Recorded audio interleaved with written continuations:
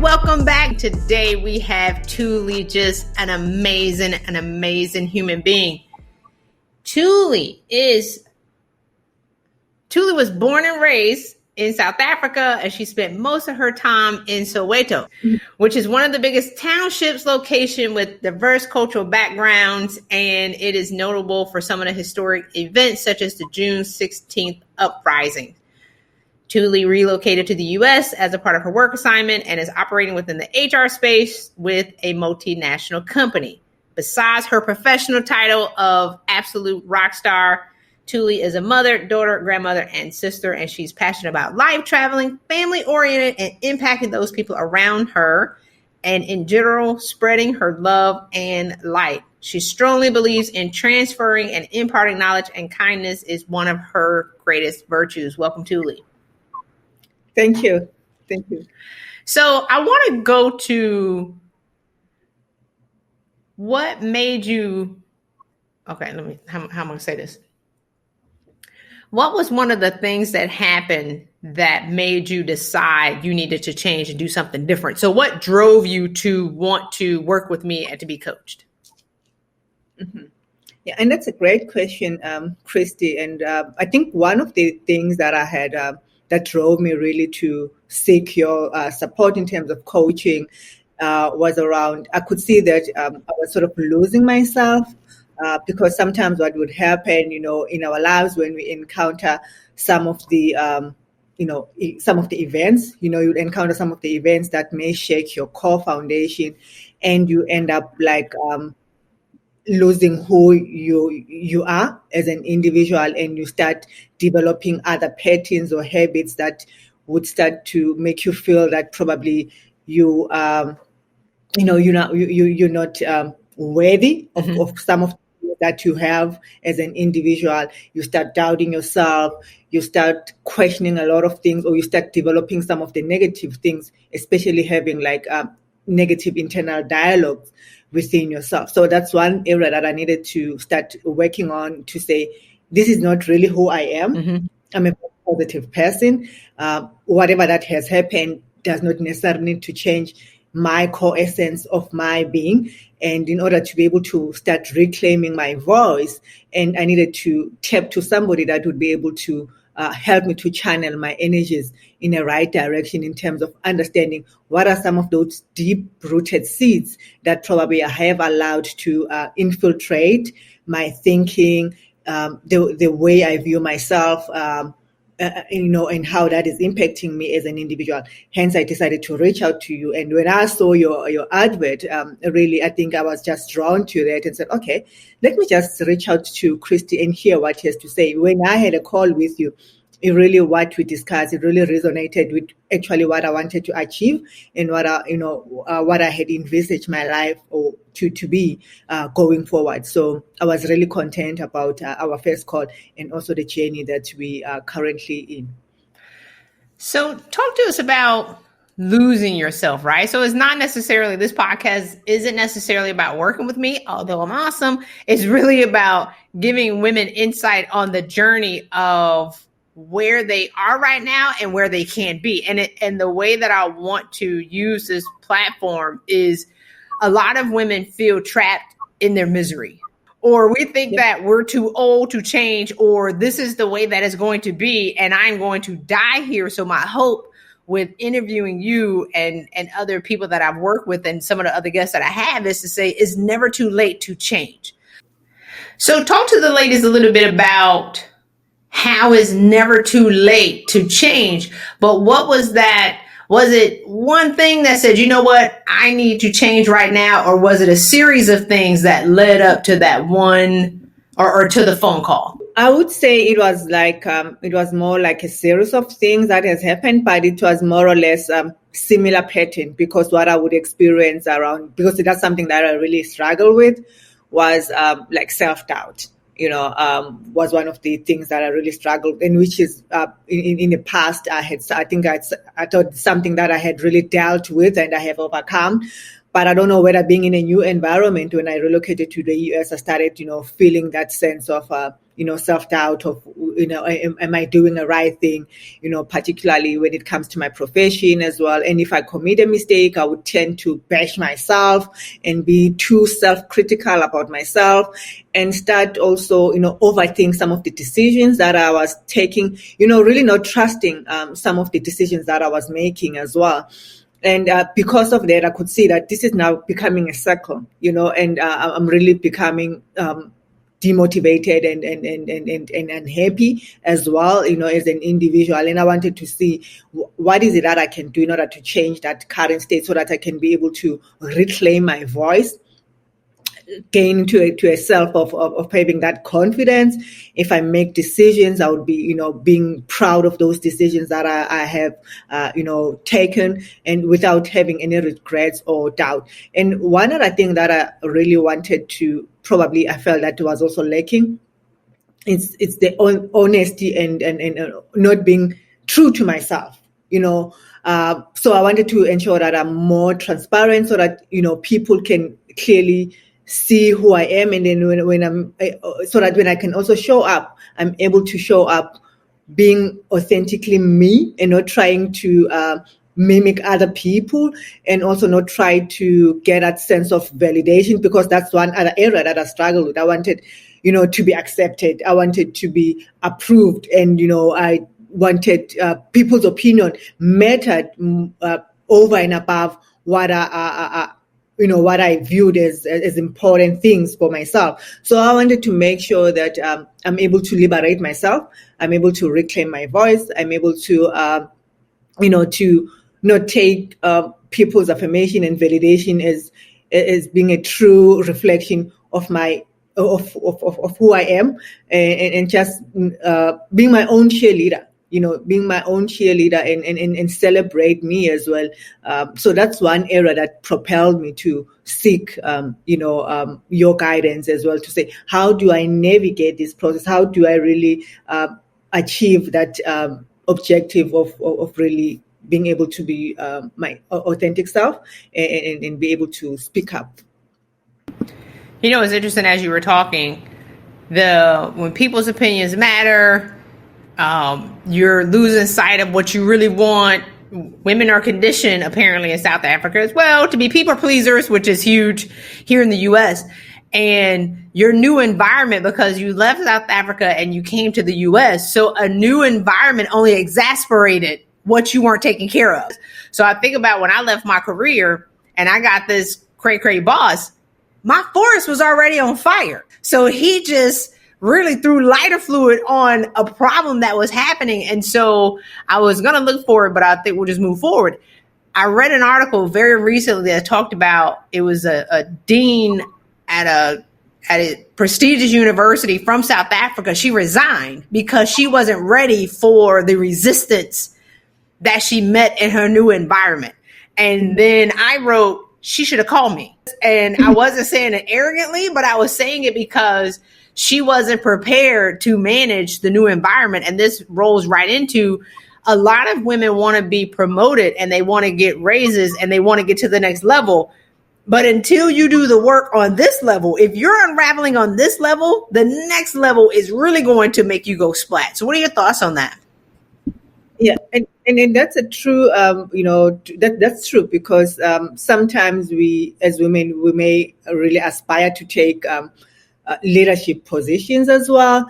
But I think sometimes when we are faced with a lot of opposition and also not understanding how to navigate some of those political dynamics within the organization, and how to, to make your voice heard in those spaces, it becomes difficult for you to be able to sustain yourself in that particular environment. And I think also one other thing that we tend to struggle with, I would say myself as well, is that as women, we tend to want to be validated And we are of the belief that in order for us to be seen, we have to prove ourselves to show that, I deserve to be in this particular role. And that's how we want to earn that respect. And when we don't get that validation and we don't get that respect, we tend to doubt our capability. And I think now with us going deeper and understanding really what are my strengths, what are my weaknesses,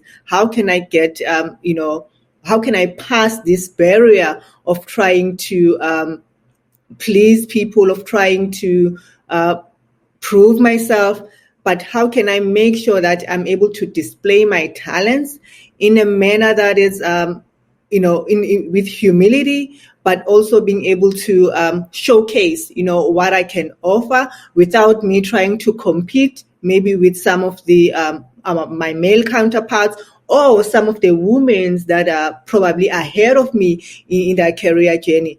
But how can I just draw on my own strength in order to be able to showcase and be authentic in showing what I can offer and bring forward? So I think that's one thing that I would say maybe as women, we need to really understand who we are and what we can offer and really not doubt ourselves. Even if, we would commit mistakes, but we understand that you can learn from those mistakes and move forward. So that's what I would like to encourage a lot of women, that it's not the end of the world if you commit mistakes. And it's a learning curve. All of us will learn from there and we have to move on.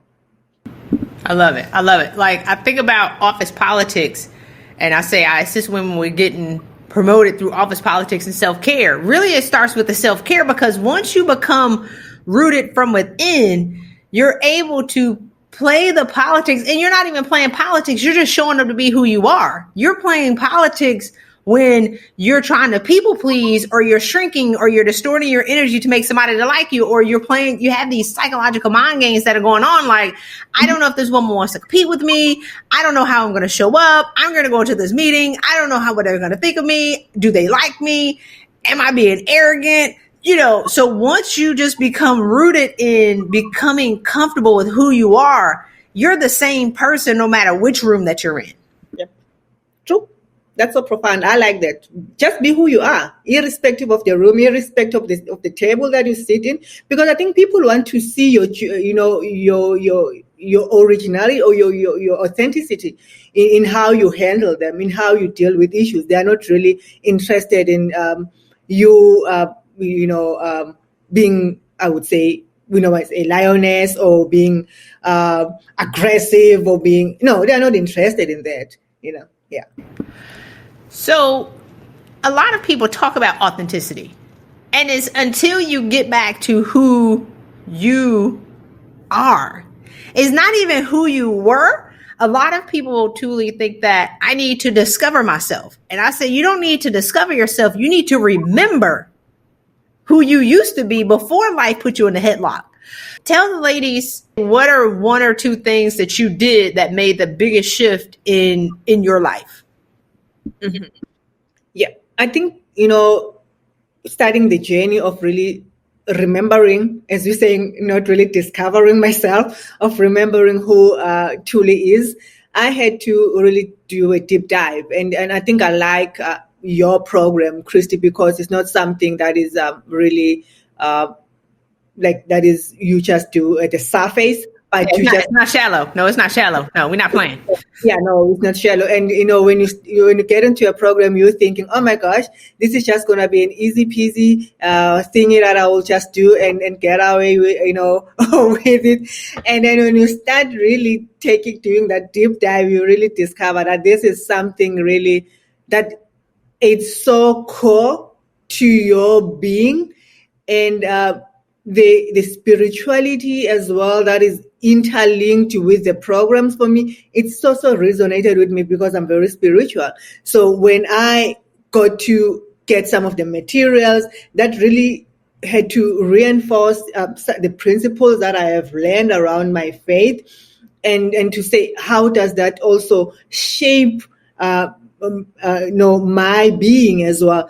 So I think your program, in terms of how it helps you to just do that digging, understand what are some of the seeds that you have allowed to gather, some of the weeds that have drowned, your positive your positive seeds, how do you then resurrect those seeds so that they can come out and flourish, and that you can be able to show up truly as yourself, and hence we say being as authentically you, as we say. But I think it goes beyond that, because we're talking about something that has been probably those things that you have forgotten, some of the things that your greatness, your great attributes that you have sort of forgotten about, and how you were able to reach some of your goals, and how you were able to impact some of the people around you because of some of those attributes that you have.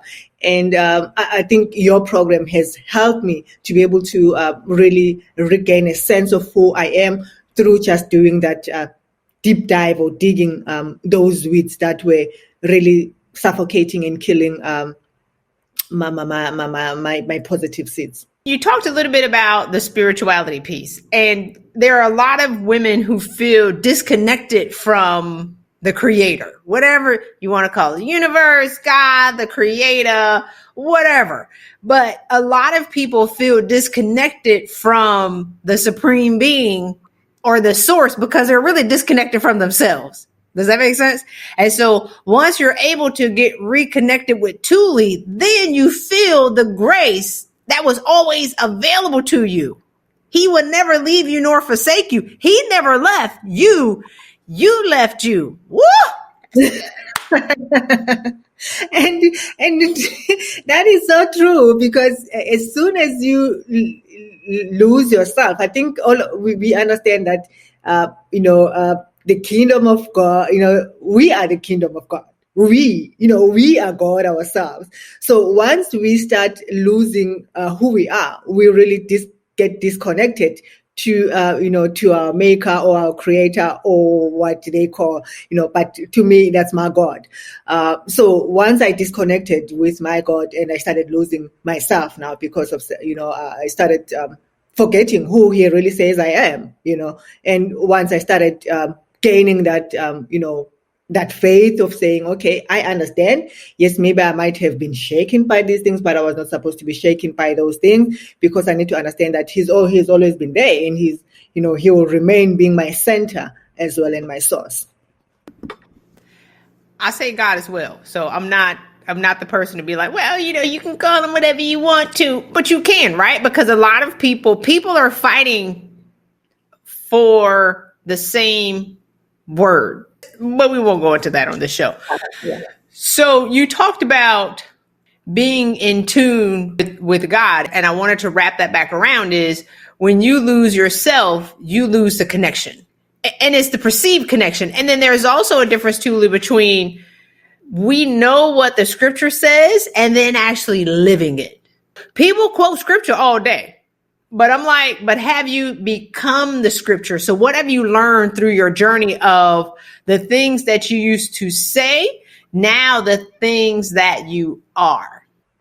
And that's one of, you've just highlighted one of the critical aspects, really, that, we would say that we are really, we know our foundation, we know the scriptures, but to actually live the scriptures, and also to understand what's the meaning of those scriptures as well, or what they mean to us and what they mean to those people around us as well, it might be a different story. But I think as you start really looking at yourself, as you start digging deeper, and I think the materials that, we have had an opportunity to review through the program as well. A lot of the materials that, form part of the program are more centered around some of the great, people or writers as well, who have had their foundations as well, through the principles of the biblical principles as well, and how they have used those principles to harness their lives so that they can be at their level best, or to take them to the next level of their lives. And I think in absorbing those, learnings from them, it has also helped me to get a better perspective, really, of understanding the scriptures and be able to live some of those scriptures as well. And I think I want to just touch on one of the significant things that, for me, I have struggled with, I would say, yes, we understand that the Lord said we must forgive, we must forgive those who hurt us and so forth. And I would say, okay, I have forgiven. In my mind, I've told myself, I have forgiven. I've moved on. I don't have to be worrying. I'm content. But I think I was just saying that I have forgiven, but in actual fact, deep down, that or subconsciously, that transformation has not really taken place.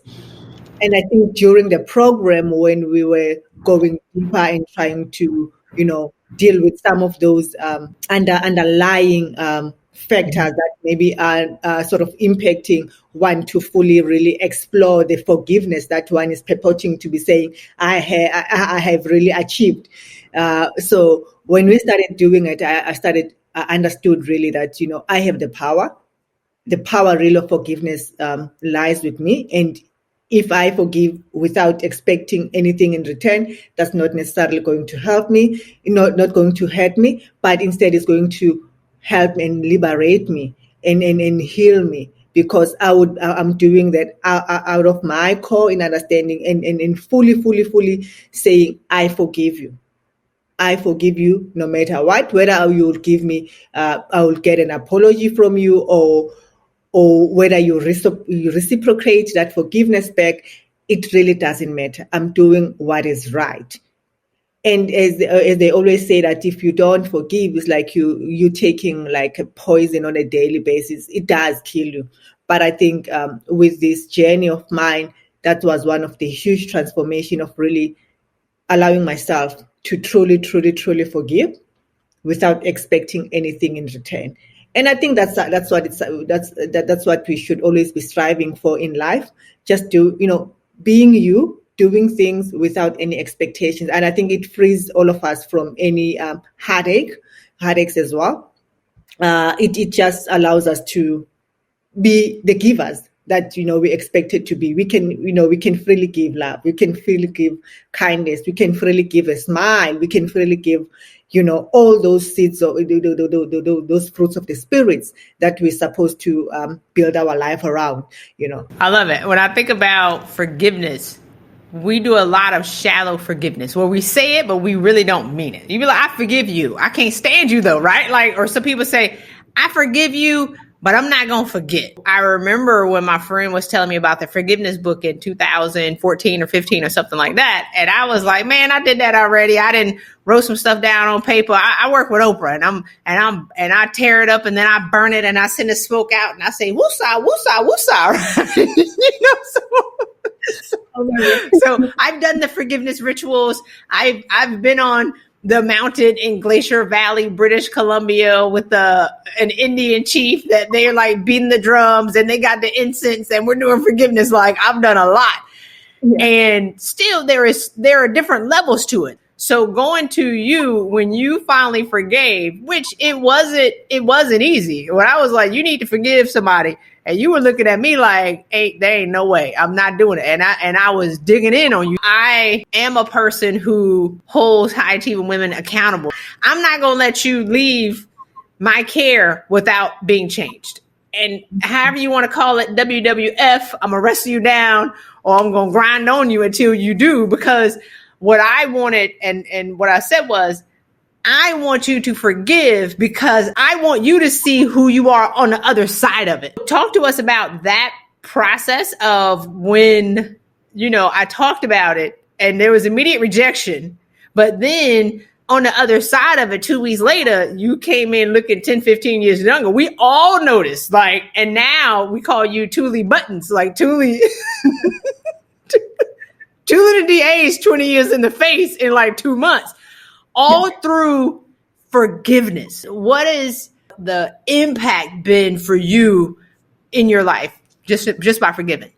It has been huge. It has been huge. And I must say it was not an easy task, because I remember the session that we had. It was, I think we had about 4 ladies on the call. And it was just, I felt like I was going crazy and I really couldn't.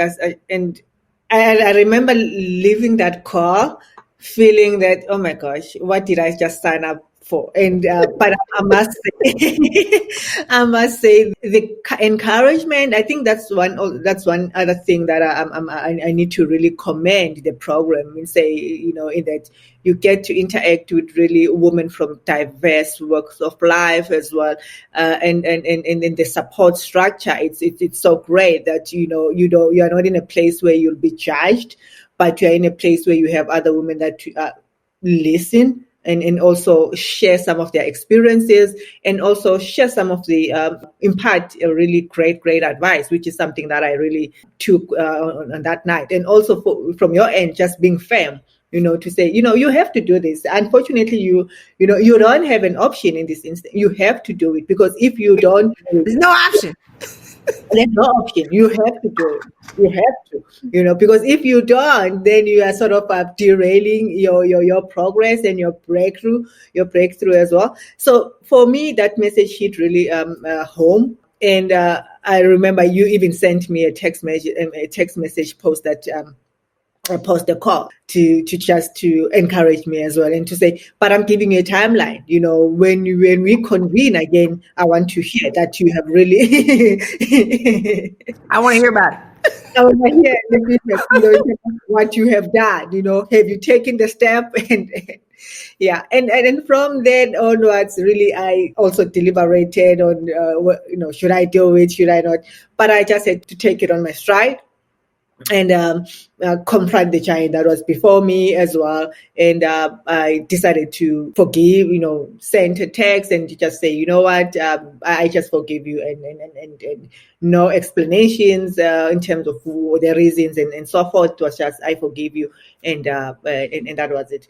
And I must say, on that day, I say that I just felt really a lot of weight off my shoulders, and I felt so free and liberated, in that sometimes we tend to make small things, we create them so huge, and I think that's also what sometimes do tend to impact, impact our lives as well in a lot of areas as well, because we are looking at these tiny things and just we inflate them to be bigger, or something that we cannot confront. I just felt, oh my God, I could have done this a long time ago. But I think what was stopping me, is it pride, which is true. It was pride as well. And I'm not going to do it because somebody has not really apologized. But it is really important that really I'm willing to lose myself and lose who I am because I cannot forgive. So it's not an easy thing, but I think sometimes you need to get that push. Once you have that push and you've really overcome whatever the resentment or the resistance of you really forgiving, you're able to see a different perspective about people, about yourself as well. Yeah, I've seen quite a change. And a lot of people, they say I look younger. So I say, yeah. I look like I'm a teen now, so I'm okay. Thank you. That's a blessing, and that's a breakthrough from just being able to release some of those toxins that you tend to harbor because of the resentment, because of the bitterness. And these are some of the things probably that you are not aware of, or we do read about them. We do hear people, being preached or being said in a lot of platforms, how those things tend to impact you. But I think once you are faced with a particular situation that really requires you to do that, that's when you draw the lessons. I love it. I love how you're looking at it now, because that night when we were talking about it, you were burning a hole. I never forget it. You was burning a hole. Like, you was like, nah, your fingers was tight and your eyes was tight. You were like, I can't stand you right now. Like, you were just like, ain't no way, I'm not doing it. We were laughing, not laughing at you, but when you could see yourself and your resistance. And so it's hard to look at yourself in the mirror, but when you have people who lovingly support you, right, on the other side of it. But that night, that was the biggest mountain. So I talked about how the scripture says, if you tell that mountain to go throw itself into the sea, it shall be done unto you. So that issue was such a mountain, and now you're saying it's such a small thing, right? It was so little. Once you got over it, and then you look back, you're like, I can't believe I thought that this was the biggest mountain ever, and that was a pebble. But now looking at all your other challenges are now small as well, because you got past the thing that you thought would kill you. Yeah, just taking a step. So tell the ladies how you feel after because the forgiveness piece, like there are certain components in everybody's process where one or two things really, and it's your individual thing that's going to set you free. But when you forgave, you came like, you glowing like a glow stick. You initially looked 15 years younger. Immediately, everybody was like, oh my God. And then it's 20 years. And now today we're like 25. So Thuli's now like 21. But how has your quality of life changed after forgiving? It has changed immensely, I must say. It has changed in terms of how I view life and how I really interact with people around me as well. And I think some of the things that maybe would offend me now, I look at them and say, oh my gosh, I know, I would be offended by this, and I would react probably in a very different manner. But when some of those things happen, I just laugh at those, and and really move forward without letting those things to really impact me as well. So I think in terms of just being, self-awareness, that is really that forgiveness has helped me as well to sort of gain a more self-awareness of some of the things that maybe I'm more aware of that maybe happen around me, being with my family, my kids, how I engage with them as well, how I try as well to be less. I like to have control over things and also control over them, but I'm just learning to allow them to be who they are, and and not to really try to be too controlling as well. So I think for me, the forgiveness has helped me in that way, that I'm really trying to inculcate a really different habits, particularly in my life, that will ensure that I still have that calmness and peace in peace that I had, exude, I would normally exude in my life. So I've tried to build on some self-care practices as well, meditation as well. I've tried to build some of those, also inculcating my spiritual as well on daily conversations as well. So that's what I've tried some of those habits just to try and make sure that I enhance my quality of life.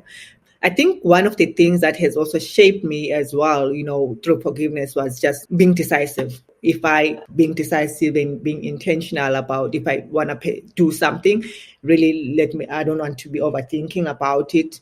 I just have to make a decision and live with that decision without any regrets, because that's something that I really struggled with, before embark on this journey. So that's one of the things that I'm trying to really deal with.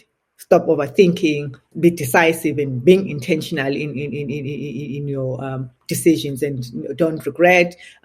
Take everything as a learning curve, and just move forward, and don't really harbor any regrets afterwards. So that's how my quality of life has improved, just by instilling those habits. Being self-aware, self-awareness has been critical. Just embedding like meditation as well. Also, having that spiritual daily planner, and as part of my daily routines as well. I've joined the gym, but I'm still trying. We still trying to make sure that we get there. But I do some like minor stretches there and there, which is something that I do, at least even if it's twice a week. But I think that's one thing that I was really happy about, because even joining the gym, I did not even think about it. I thought about it, say, okay, we're going to join the gym this weekend, and we went on and signed up for the gym, so which was something great. And it's something that is also, I've done, which is something that I would not have done, but that's something that it's really special to me. That also was something that is out of the box, and I would think of myself, in prior years, or prior, because I'm very conservative, I would not have thought of doing of taking that leap of faith. So my quality of life has really changed post forgiveness. I'm just like living life as it is today, and I like this motto that says, "All we have is now." All we have is now. We don't have any other time, So I'm trying to really capitalize and maximize on the present moment as possible as I can.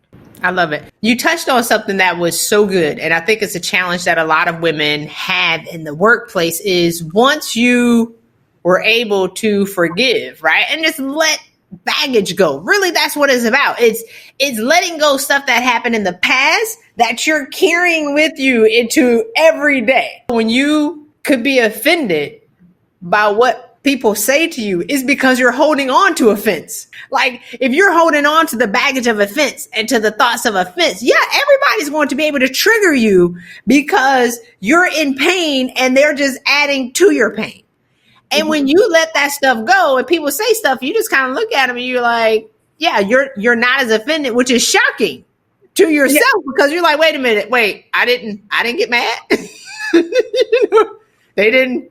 I'm confused because I would have set it off a month ago. And now I'm like, I don't care. A lot of women are creating their own barriers, I would say, to senior leadership, because by the time you become a senior leader, you carry so much baggage that you're going to set it off at any moment.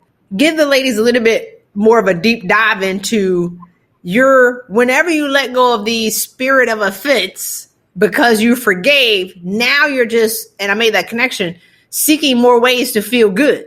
That is true, because I think when you really live on offenses, you are not really, it drains you. It just makes you a horrible person as well. And you really become far removed from who you are as an individual. So I think now I just, I laugh because when somebody offends me, I just look at them and say, okay, I don't know what drove them to do what they do. But you're having a bad day. Yeah, I don't have to take them into pay a lot of attention to what they have done. But I think what I'm just trying to do is just protect my spirit. I don't want to allow anything that is really going to contaminate my spirit and take me back to where I was before. And I think it's also time. Once you allow time to heal you, it helps you a lot to be able to deal with some of those challenges as well that as an individual you sometimes be prone to. And also just your self-awareness. I think for me, that's self-awareness really of saying, I don't have to, to be bothered by what they are doing. Is this really important? How does this affect me in a way? Does it really change who I am? It doesn't, and sometimes once you start looking at things in that manner, it frees you as an individual because you really understand that my happiness is not really dependent on somebody else. How they treat me is not a reflection of who I am, but it's a reflection of who they are as an individual, So I don't have to be really paying attention to those. And I'm not saying in a very ignorant manner that people would really take you for granted, but I think sometimes we really have to be vigilant because people can be really intentional in how they want to make you feel and intentional in how they want you to react in those things so that they can go back and say, I've done this, I've got that individual, look at her now, she's mad and all of those things. But really, it's understanding that we have the power, of controlling those things. We don't have to be controlled by some of the external things that really we experience. And that takes time. It comes with time and it comes with understanding yourself and learning, what are some of the tools that you can employ in order for you to be able to really counteract those actions. We know we hear the saying that hurting people hurt people. And Eckhart Tolle calls it pain bodies. So if I'm in pain and I'm mad, I'm going to come now inflict pain on you. So now we can have shared pain.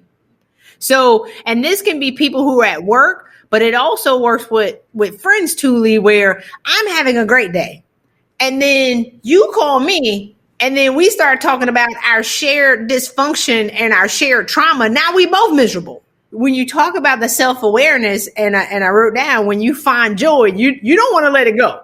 You're like, you know what? I finally tapped into a feeling that I haven't felt in a long, long time. There is no way I'm going to give it up. I don't care what happens. I always say, do I have to come down off my unicorn to address this issue? Right? Because I ride unicorns. And if I got to get off my unicorn to come and address it, it's not worth it for me. You're like this. We're just going to ride on by and we're just going to see what happens. So tell the ladies, you're guarding your spirit and you're guarding your joy. What other things do you want to add to that? Because I know you got something to say. Yeah, so I'm guarding my spirit, I'm guarding my joy, I'm guarding my peace of mind as well. You said time heals. And I was thinking to myself, Thuli, it's only been 3 months. So did you think that it was possible to change this much? One ever, but then this much in 3 months. It's only been 3 months. Yeah, no, I thought it was really, I couldn't think that, within 3 months I would see such a huge change, I must say. But I think because of how the program is structured, because the first 8 weeks, you are really just doing a deep dive. Going back, what are some of the core or underlying issues that you're struggling with, and just pivot into other areas as well of your life, and because of that holistic approach, that's why the results have been so eminent within a period of 3 months, and hence I'm saying time heals. But I think probably that's one area that I needed to deal with. There are other areas that I still need to tackle, which, over time, I will also be able to see some of the positive results as well. But I must say, within these 3 months, really, there's been an immense change that I have observed within myself and how I tackle stuff. I'm more calm. I'm more at peace. I'm no longer fretting and overthinking. I'm more relaxed, which is what I used to be. But I think just the new environment has sort of shaken me a bit, but I'm more content now, and I'm really taking it one day at a time and then living for the moment. Yeah, which hence I'm saying time heals, but there's quite a lot of things that I still need to overcome. But for now, within the 3 months, I'm happy with the results. Yeah, spirit understands we're never really done until we're done, until we expire. When you were talking about you're at peace, I'm content, I have joy, we're in 2020. The year of everybody's going crazy. And I tell people all the time, my clients are chilling. So what's the difference between where you are and how you see other people are responding in the world? What would you say is the biggest difference? I think the biggest difference, which some of us will really struggle with, I think with this time that we currently living in, which has sort of a lot of uncertainty, a lot of fear as well. A lot of people, because they don't know what tomorrow holds for them as well. And there's really a lot of fear around that. I think that's what we are witnessing, during this year of 2020 as well. But I think from my end, just having the faith, and trust that, this is not permanent. Whatever that we've gone through, it's not permanent. It will pass as well. And I think it also boils down to your faith, to your faith as well, that grounds you to understand that you have, there's a bigger power that is protecting us, and we may not understand what is happening, but he knows, and he has the solutions for us. And I think once we understand that as people, that we are not our own making, but there's something that is bigger than us, that is really in control.